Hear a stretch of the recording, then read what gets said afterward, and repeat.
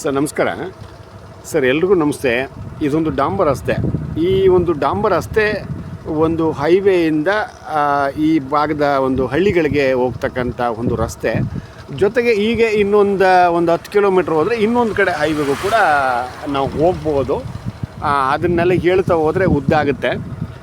Okay, ಇನ್ನೊಂದು ಅರ್ಧ kilometre ಅಂತರದಲ್ಲಿ ಈ ಭಾಗಕ್ಕೆ ಹೋದರೆ ಹಳ್ಳಿ ಸಿಗುತ್ತೆ.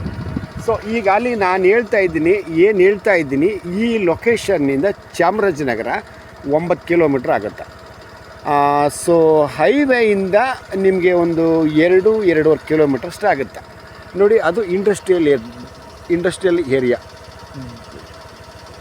ಬದನವಾಳು ಕೆಲ್ಲಂಬಳ್ಳಿ ಇಂಡಸ್ಟ್ರಿಯಲ್ ಏರಿಯಾ ಇದೆಯಲ್ಲ ಅದು.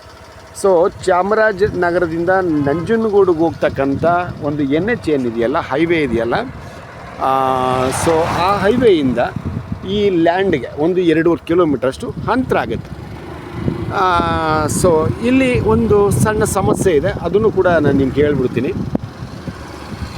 ಡಾಂಬರ್ ರಸ್ತೆಯಿಂದ ಆಸ್ತಿ ಬಂದು 2ನೇ ಲ್ಯಾಂಡೇ, ಬಟ್ ರೋಡ್ ಅಪ್ರೋಚ್ ಇಲ್ಲ. ಸೊ ಈಗ ಈ ಆಸ್ತಿಗೆ ಹೋಗಬೇಕಾದ್ರೆ ನೋಡಿ, ಇದೊಂದು ಲೇಕ್, ಇದೊಂದು ಹೊಂಡ, ಈ ಗ್ರಾಮಕ್ಕೆ ಸಂಬಂಧಪಟ್ಟದ್ದು, ಗೌರ್ಮೆಂಟ್ ಲೇಕ್.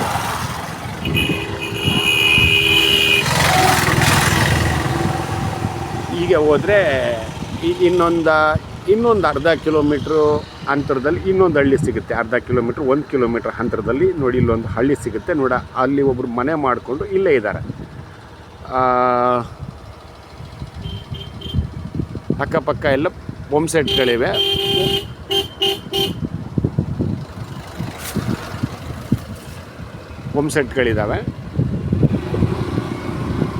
ಈಗ ನಾನು ಇಲ್ಲಿಂದ ಲೇಕಿಂದ ಒಳಭಾಗಕ್ಕೆ ಹೋಗ್ತೀನಿ.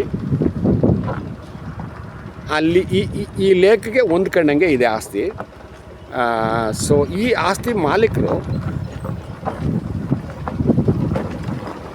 ಇದೇ ಊರಿನ ರೈತರು. ಇದು ಲೇಕು, ಬಟ್ ಆದರೆ ವಾಟ್ರ್ ಇಲ್ಲ. ವಿಶೇಷವಾಗಿ ಮಳೆ ಹೋದಾಗ ಮಾತ್ರ ಸ್ಟೋರೇಜ್ ಆಗುತ್ತೆ. ಅದರ್ವೈಸ್ ಇನ್ನು ಯಾವುದೇ ರೀತಿ ವಾಟರ್ ಸೋರ್ಸ್ ಇಲ್ಲ. ಈ ಸೈಡಿಂದ ಈ ಕಡೆ ಒತ್ತಲ್ಲಿ ನಿಮಗೆ ಈ ಆಸ್ತಿಗೆ ನಿಮಗೆ ರೋಡ್ ಮಾಡಿಕೊಡ್ತಾರಂತೆ. ಯಾರು? ಈಗಿನ ಆಸ್ತಿ ಮಾಲೀಕರು. ಈ ಒಂದು ಲೇಕು ಸರ್ಕಾರಿ ಆಸ್ತಿ ಆಗಿರೋದ್ರಿಂದ ಈ ಗ್ರಾಮದ ಅಥವಾ ಈ ಒಂದು ರೈತರುಗಳಿಗೆ ಹೋಗೋದಕ್ಕೆ ಇದೆ. ಅಬ್ಜೆಕ್ಷನ್ ಯಾರ್ದೇನಿಲ್ಲ, ಯಾವುದೇ ತಂಟೆ ತಕರಾರು ಇಲ್ಲ, ಬರ್ಬೋದು, ಯಾರ್ದು ಏನು ಅಬ್ಜೆಕ್ಷನ್ ಇಲ್ಲ. ಓಕೆ, ಈಗ ನಾನು ಹೇಳ್ತಕ್ಕಂಥ ಒಂದು ಆಸ್ತಿ ಇದೇನೆ. ಇದೊಂದು ರಸ್ತೆ ಅಂತಂದರೆ ಹಿಂಭಾಗದ ಒಂದು ರೈತರ ಆಸ್ತಿಗಳಿಗೆ ಹೋಗಲಿಕ್ಕೆ ಅಂತ ಇರ್ತಕ್ಕಂಥ ಒಂದು ರಸ್ತೆ, ಆಯಿತಾ. ಈಗ ಇದನ್ನೆಲ್ಲ ಕಳೆದು ನಮಗೆ ಇದು ಮಾಡಿಕೊಡ್ತಾರೆ. ಇದು 1 ಎಕರೆ 35 ಗುಂಟೆ, ಇದು 1 ನಂಬರು. ಇನ್ನು ಈ ಕಡೆದು ಬಂದು 27 ಗುಂಟೆ.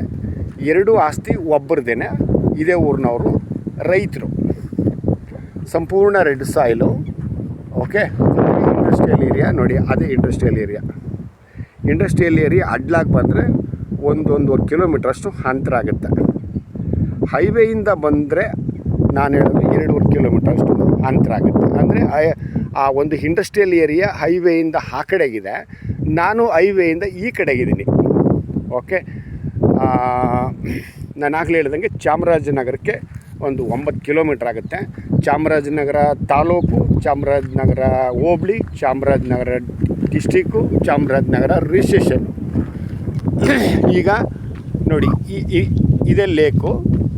ಇಲ್ಲಿಂದ ಈ ಕಡೆ ಒತ್ತುಗಾದಂಗೆ ನಿಮಗೆ ರೋಡ್ ಮಾಡಿಸ್ಕೊಡ್ತೀವಿ ಅಂತ ಇವರು ಹೇಳ್ತಾ ಇರೋದು. ಸೊ ಇದು ಗೌರ್ಮೆಂಟ್ ಲೇಕ್ ಆಗಿರೋದ್ರಿಂದ ಯಾರ್ದೇನು ಅಬ್ಜೆಕ್ಷನ್ ಇಲ್ಲ, ಆಗಬಹುದು.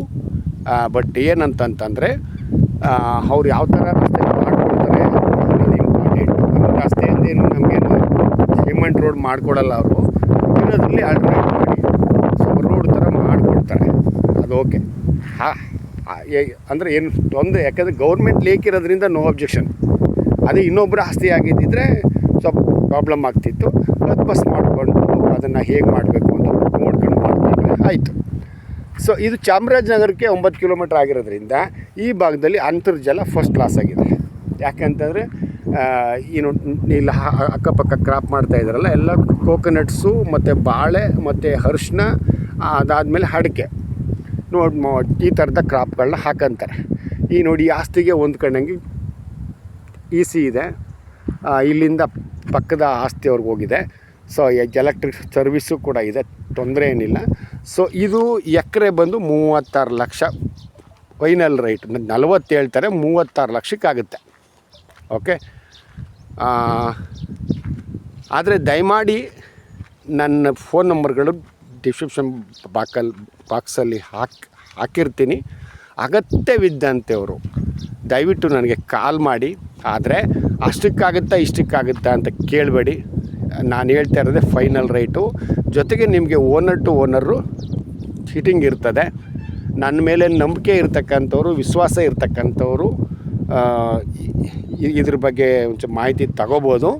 ಆದರೆ ನೀವು ಯಾಕಂದರೆ ಹಿಂದೆ 1-2-3 RTC ಮತ್ತು ಲೊಕೇಶನ್ನ ನಾನು ಕಳಿಸಿ ನನ್ನ ಒಳ್ಳೆತನ ಅಂತ ನನ್ನಲ್ಲಿ ಏನಿತ್ತು ಅದನ್ನು ಅವರು ಸರಿಯಾದ ರೀತಿ ಉಪಯೋಗಿಸ್ಕೊಳ್ಳಿಲ್ಲ.